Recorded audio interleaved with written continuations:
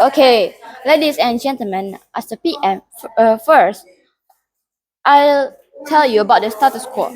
Currently, various policies are created and formalized by politicians, including environmental policies, and some policy regulations cannot be implemented properly, and the long-term effects can actually damage the environment. The example is like some countries fail to manage their resources because of government policies that hinder the process. And even some natural resources become lens of corruption and natural funding. And because of that, we agree with this motion that this House prefers a world where environmental policies are created by technocrats rather than politicians. So, actually, a technocracy is a model of governance wherein decision makers are chosen for office based on their technical expertise and background.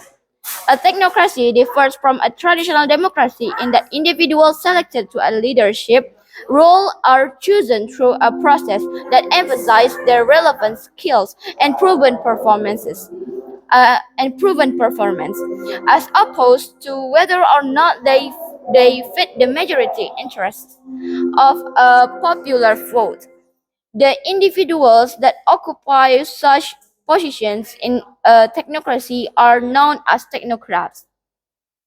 An example of a technocrat will be a central banker who is a trained economist and follows a set of rules that apply to empirical data. And I'm going to tell you how this technocracy works. So, a technocracy is a political entity ruled by experts or technocrats that are selected or appointed by some higher authority.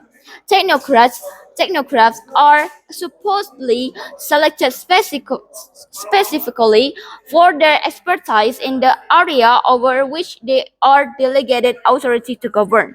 In practice, because technocrats must always be appointed by some higher authority, the political structure and incentives that influence that higher authority will always also play some role in the selection of technocrats.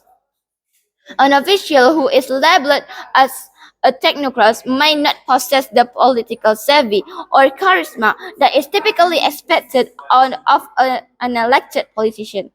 Instead, a technocrat may demonstrate more pragmatic and data-oriented problem-solving skills in the policy area. And in this motion, we talk about the environmental policies. So, the technocrats here will create the policies that due to environmental issues or environmental problems. And technocracy became a popular movement in the United States during the Great Depression when it was believed that technical professionals, such as engineers and scientists, will have a better understanding than politicians regarding the economy's inherent complexity. So, this example of technocracy is from United States. So, the example they applied technocracy in their economy inherent complexity. So in this motion, we should uh, apply them in environmental policies. Why? Because environmental issues must handled by the expert. The problem in environmental must handled by the expert. So we must require the experts like the technocrats to solve the environmental problem. And also and also democratic and I want to highlight here. Also, democratically, officials may hold states of authority must come to rely on the technical expertise of select professionals in order to execute their plans. And the other example of the country that successfully applied the system is China. The Chinese government is often cited as an example of technocracy, as it has appointed many leaders with specific technical knowledge and expertise. Singapore is also considered having a technocratic style of government.